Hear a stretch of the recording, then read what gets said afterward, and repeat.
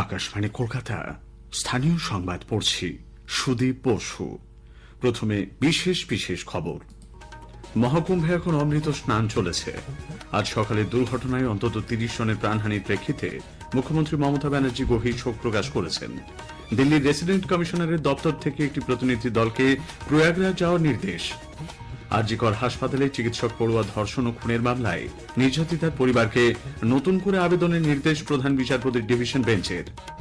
রাজ্য সরকার মুড়িগঙ্গা নদীতে প্রস্তাবিত গঙ্গাসাগর সেতু নির্মাণের জন্য জমি অধিগ্রহণের পরিবর্তে সরাসরি কিনে নেওয়ার সিদ্ধান্ত নিয়েছে। বেপরোয়া বাস চালানো রুখতে বিশেষ অ্যাপ চালু করছে রাজ্য সরকার। আইন লঙ্ঘনের ক্ষেত্রে বাতিল হবে লাইসেন্স। রাজ্যে জিবি সিন্ড্রোম জনিত পরিস্থিতি পর্যালোচনায় আজ স্বাস্থ্য ভবনে জরুরি বৈঠক হয়েছে।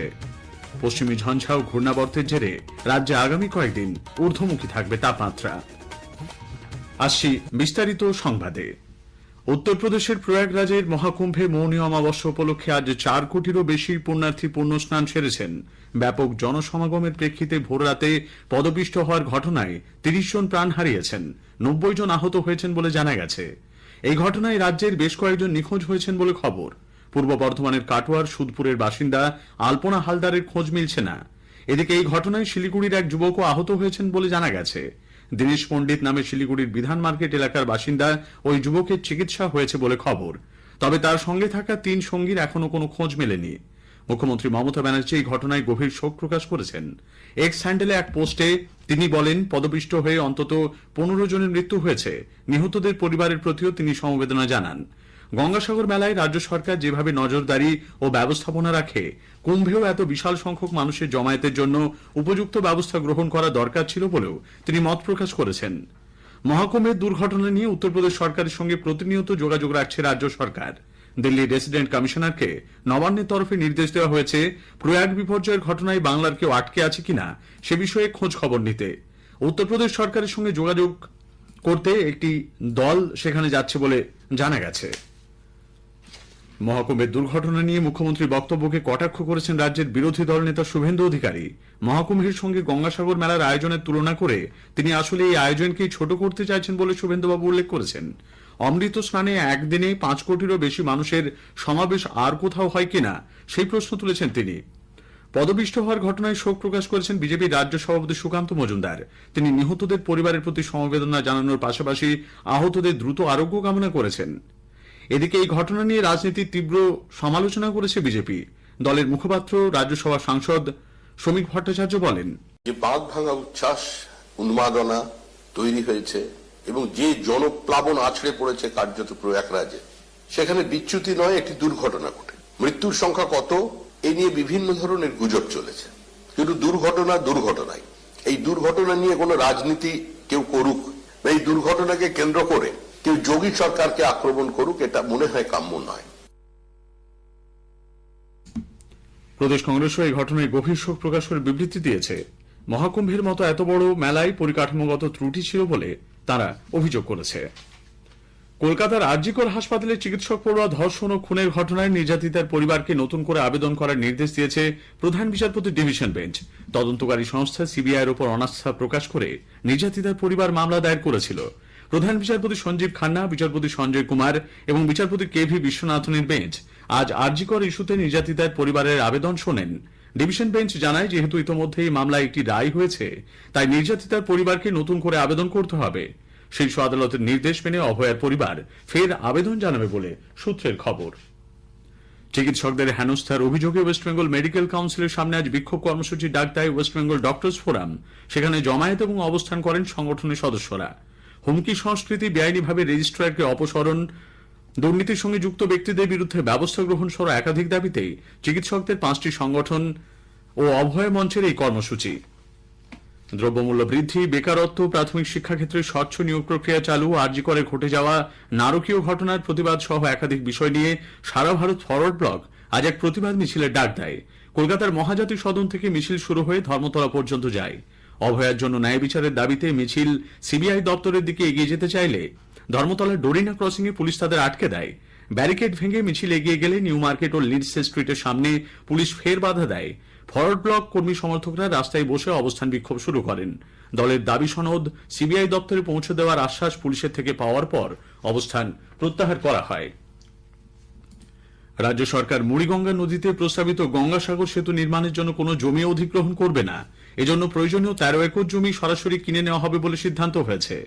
রাজ্য মন্ত্রিসভা ইতোমধ্যেই পূর্ত দপ্তরকে বাজার দর অনুযায়ী জমি কেনার ছাড়পত্র দিয়েছে বলে প্রশাসনিক সূত্রে খবর। সেতু নির্মাণের জন্য কাকদ্বীপে প্রায় 8 একর এবং কচুবেড়িয়ায় 5 একর জমি চিহ্নিত করা হয়েছে। সেতু নির্মাণের বিস্তারিত প্রকল্প রিপোর্ট তৈরির কাজও শেষ বলে জানা গেছে। এর জন্য আনুমানিক খরচ হবে 1438 কোটি টাকা। বর্ধমানের দামোদর নদীর ওপর 348 কোটি টাকা ব্যয়ে 640 মিটার দীর্ঘ শিল্প সেতু তৈরির সিদ্ধান্ত নিয়েছে রাজ্য সরকার। আসন্ন বিশ্ববঙ্গ বাণিজ্য সম্মেলনের মঞ্চ থেকে দক্ষিণবঙ্গে প্রস্তাবিত নতুন 2টি সেতু শিলান্যাসের সিদ্ধান্ত হয়েছে। বেপরোয়াভাবে বাস চালানোর কারণে মৃত্যুর ঘটনা রুখতে বাস চালকদের উপর নজরদারির জন্য রাজ্য সরকার বিশেষ অ্যাপ চালু করেছে। পথ নিরাপত্তা সপ্তাহ উপলক্ষে আজ সল্টলেকে এক অনুষ্ঠানে মন্ত্রী স্নেহাশিস চক্রবর্তী এই খবর জানিয়েছেন। এই অ্যাপের মাধ্যমে বেসরকারি এবং সরকারি বাস চালকরা কত গতিতে বাস চালাচ্ছেন, তারা ট্রাফিক আইন ভাঙছেন কিনা তা দেখা যাবে। প্রথমবার আইন ভাঙলে সংশ্লিষ্ট বাস চালককে সতর্ক করা হবে, তারপরও নিয়ম লঙ্ঘন করলে লাইসেন্স বাতিল করে দেওয়া হবে বলে মন্ত্রী জানিয়েছেন। সেটাকে বন্ধ করার জন্য সরকারি এবং বেসরকারি দুটো গাড়ির ড্রাইভারকেই আমরা একটা বিশেষ অ্যাপ তৈরি করেছি। সেই অ্যাপের মাধ্যমে আমরা তাকে ট্র্যাক করব। অর্থাৎ সকালবেলায় এই অ্যাপটা তাকে ডাউনলোড করতে হবে এবং সেই ড্রাইভারকে আমরা ট্র্যাকিং করতে পারবো এবং সে কেমন গতিতে চালাচ্ছে, বেপরোয়া চালাচ্ছে কিনা, র্যাশ ড্রাইভিং করছে কিনা আমরা সবটাই ধরতে পারবো এবং তাকে এই নিয়মটা মেনে চলতে হবে। এবং সেই ড্রাইভার যদি কথা না শোনে তাহলে একটি সতর্কীকরণের পরই কিন্তু তার ড্রাইভিং লাইসেন্স আমরা বাতিল করে দেবো। স্থানীয় সংবাদ শুনছেন আকাশবাণী কলকাতা কেন্দ্র থেকে। জিবি সিন্ড্রোমে আক্রান্ত হয়ে একজনের মৃত্যুর খবরের প্রেক্ষিতে আজ স্বাস্থ্য ভবনে জরুরি বৈঠক বসে। স্বাস্থ্য সচিব নারায়ণ স্বরূপ নিগমের পৌরোহিত্যে এই বৈঠকে রাজ্যে রোগীর বর্তমান অবস্থা নিয়ে খোঁজ খবর নেওয়া হয়। বিভিন্ন হাসপাতালের সুপার, জেলার মুখ্য স্বাস্থ্য আধিকারিকরা ছাড়াও সংক্রমণ, স্নায়ু, শিশুরোগ বিশেষজ্ঞরা বৈঠকে উপস্থিত ছিলেন। জাতির জনক মহাত্মা গান্ধীর প্রয়াণ বার্ষিকী আগামীকাল শহীদ দিবস হিসেবে রাজ্য সরকার পালন করবে। এই উপলক্ষে উত্তর 24 পরগনার ব্যারাকপুরের গান্ধীঘাটে এক অনুষ্ঠানে গান্ধী স্মারক সৌধে পুষ্পস্তবক দিয়ে শ্রদ্ধা জানাবেন রাজ্যপাল সিভি আনন্দ বোস এবং সাংসদ পার্থ ভৌমিক। রাজ্য সরকার বাংলার নিজস্ব ক্ষুদ্র ও কুটির শিল্পকে পর্যটকদের সামনে তুলে ধরতে আগামী দিনে প্রতিটি জেলায় একটি করে ছোট মার্কেট কমপ্লেক্স তৈরির সিদ্ধান্ত নিয়েছে। স্বনির্ভর গোষ্ঠীগুলির হাতে সেই মার্কেট কমপ্লেক্স তুলে দেওয়া হবে। সেখানে গোষ্ঠীর সদস্যরা তাদের তৈরি সামগ্রী বিক্রি করতে পারবেন। জাতীয় সংবাদপত্র দিবস উপলক্ষে কলকাতা প্রেস ক্লাবে আজ এক আলোচনা চক্রের আয়োজন করা হয়। বক্তব্য রাখেন কলকাতার প্রাক্তন শেরিফ উৎপল চ্যাটার্জি। সিস্টার নিবেদিতা বিশ্ববিদ্যালয়ের গণমাধ্যম ও সাংবাদিকতার পড়ুয়ারা এতে যোগ দেন। পশ্চিমী ঝঞ্ঝা ও ঘূর্ণাবর্তের জেরে উত্তরে হাওয়া বাধাপ্রাপ্ত হওয়ায় রাজ্যে আগামী কয়েকদিন তাপমাত্রা বৃদ্ধি পাবে। উত্তরবঙ্গে দার্জিলিং ও কালিম্পংয়ে রয়েছে বৃষ্টির পূর্বাভাস। আজ সকালে সর্বনিম্ন তাপমাত্রা রেকর্ড করা হয় 17.4 ডিগ্রি সেলসিয়াস। সর্বোচ্চ তাপমাত্রা ছিল 26.7 ডিগ্রি সেলসিয়াস। উত্তরাখণ্ডের দেরাদুনে আজ জাতীয় গেমসের দ্বিতীয় দিনে দেবেশ সাউ উশুতে বাংলাকে প্রথম পদক এনে দিয়েছেন। একটি প্রতিবেদন। 38তম জাতীয় গেমসে দেবেশ সাউ বাংলাকে প্রথম পদক এনে দিয়েছেন। উশুতে দেবেশ ব্রোঞ্জ পদক জয় করেছেন। গেমসের দ্বিতীয় দিনে আজ বাংলার পক্ষে ফলাফল আশাব্যঞ্জক। গ্রুপ পর্যায়ের প্রাথমিক পর্বের খেলাগুলিতে জয় তুলে নিয়েছে বাংলার ছেলেমেয়েরা। মহিলাদের ফুটবলে বাংলা 4-1 গোলে মণিপুরকে হারিয়ে দিয়েছে। মহিলাদের ওয়াটার পোলে 25-0 গোলে বাংলা হরিয়ানাকে পরাজিত করেছে। মহিলাদের হকিতে বাংলা ও বিহারের ম্যাচটি 12-12 গোলে শেষ হয়। আগামীকাল গ্রুপ চ্যাম্পিয়ন হওয়ার ম্যাচে বাংলার প্রতিপক্ষ ওড়িশা। মহিলাদের বিচ হ্যান্ডবলে বাংলা ও কেরলের ম্যাচ 14-14 গোলে শেষ হয়ে যায়। তবে গোল্ডেন গোলে বাংলা পরাস্ত হয়েছে। উত্তরাখণ্ডের ঠান্ডার সঙ্গে ধীরে ধীরে ধাতস্থ হচ্ছে বাংলার ক্রীড়াবিদরা। আগামী দিনে ভালো ফল করার বিষয়ে তারা আশাবাদী। অরিজিৎ দত্ত, আকাশবাণী সংবাদ, কলকাতা। ইডেনে রঞ্জি ট্রফি ক্রিকেটের গ্রুপ লিগ পর্বের ম্যাচে আগামীকাল বাংলা পাঞ্জাবের মুখোমুখি হচ্ছে। দুটি দলেরই গ্রুপ লিগ পর্বে এটাই শেষ ম্যাচ। কোয়ার্টার ফাইনালে যেতে হলে বাংলাকে শেষ ম্যাচ জিততেই হবে। শেষ করার আগে স্থানীয় সংবাদের বিশেষ কিছু অংশ আরো একবার। মহাকুম্ভে আজ সকালে দুর্ঘটনায় অন্তত 30 জনের প্রাণহানির প্রেক্ষিতে মুখ্যমন্ত্রী মমতা ব্যানার্জি শোক প্রকাশ করেছেন। দিল্লি রেসিডেন্ট কমিশনারের দপ্তর থেকে একটি প্রতিনিধি দলকে প্রয়াগরাজ যাওয়ার নির্দেশ। আজিকর হাসপাতালে চিকিৎসক পড়ুয়া ধর্ষণ ও খুনের মামলায় নির্যাতিতার পরিবারকে নতুন করে আবেদনের নির্দেশ দিয়েছেন প্রধান বিচারপতির ডিভিশন বেঞ্চ। স্থানীয় সংবাদ শেষ হলে